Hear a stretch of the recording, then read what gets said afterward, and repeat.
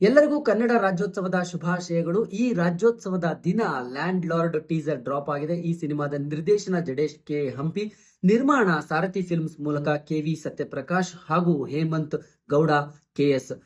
ಹಾಗೇನೆ ನಾಯಕ ನಟ ದುನಿಯಾ ವಿಜಯ್.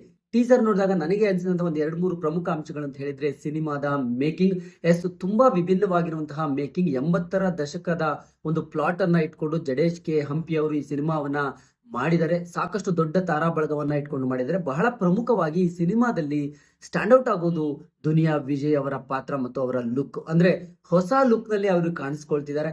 ಸೊ ಟೀಸರ್ ನಲ್ಲಿ ಅದರ ಗ್ಲಿಮ್ಸ್ ಅನ್ನ ನೋಡಿದಾಗ ನಮ್ಗೆ ಗೊತ್ತಾಗುತ್ತೆ, ಖಂಡಿತವಾಗ್ಲೂ ಸಲಗ ಮತ್ತು ಭೀಮಾ ಸಿನಿಮಾದ ನಂತರ ದುನಿಯಾ ವಿಜಯ್ ಅವರಿಗೆ ಲ್ಯಾಂಡ್ ಲಾರ್ಡ್ ಸಿನಿಮಾ ಒಂದು ಹೊಸ ಮೈಲ್ ಸ್ಟೋನ್ ಖಂಡಿತ ಆಗುತ್ತೆ ಅನ್ನುವಂಥದ್ದು. ಇನ್ನು ಜಡೇಶ್ ಕೆ ಹಂಪಿ ಅವರು ಹಿಂದೆ ಗುರು ಶಿಷ್ಯರು ಸಿನಿಮಾ ಮಾಡಿದ್ರು, ಕಾಟೇರ ಸಿನಿಮಾಗೆ ಸ್ಟೋರಿ ರೈಟರ್ ಆಗಿ ಕೆಲಸ ಮಾಡಿದ್ರು.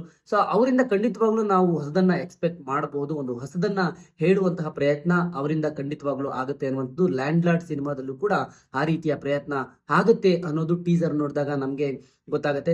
ಇನ್ನು ಇಲ್ಲಿ ಬಹಳ ದೊಡ್ಡ ಮಟ್ಟದಲ್ಲಿ ಇನ್ನೊಂದು ಸ್ಟ್ಯಾಂಡ್ ಔಟ್ ಆಗುವಂತಹ ವಿಷಯ ಅಂತ ಹೇಳಿದ್ರೆ, ಅಜನೀಶ್ ಲೋಕನಾಥ್ ಅವರ ಮ್ಯೂಸಿಕ್ ಮತ್ತು ಬ್ಯಾಕ್ ಗ್ರೌಂಡ್ ಸ್ಕೋರ್. ಈಗ ಆಲ್ರೆಡಿ ಕಾಂತಾರ ಮೂಲಕ ಗ್ಲೋಬಲಿ ಅವರ ಟ್ಯಾಲೆಂಟ್ ರೀಚ್ ಆಗಿದೆ. ಈಗ ಡೆವಿಲ್ ಸಿನಿಮಾ ಬರ್ತಾ ಇದೆ.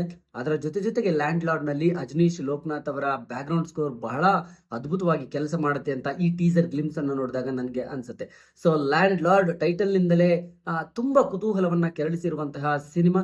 ಖಂಡಿತವಾಗಲೂ ಒಂದು ಒಳ್ಳೆ ಕ್ರಿಯೇಟಿವ್ ಟೀಮ್ ಜೊತೆಗೂಡಿ ಮಾಡಿರುವಂತಹ ಒಂದು ದೊಡ್ಡ ಸಿನಿಮಾ. ಜನವರಿ 23ನೇ ತಾರೀಕು ತೆರೆಗೆ ಬರ್ತಾ ಇದೆ. ಸೊ ಟೀಸರ್ ನಮ್ಗೆಲ್ರಿಗೂ ಕೂಡ ಒಂದು ಒಳ್ಳೆಯ ಇನ್ವಿಟೇಷನ್ ಆಗಿದೆ.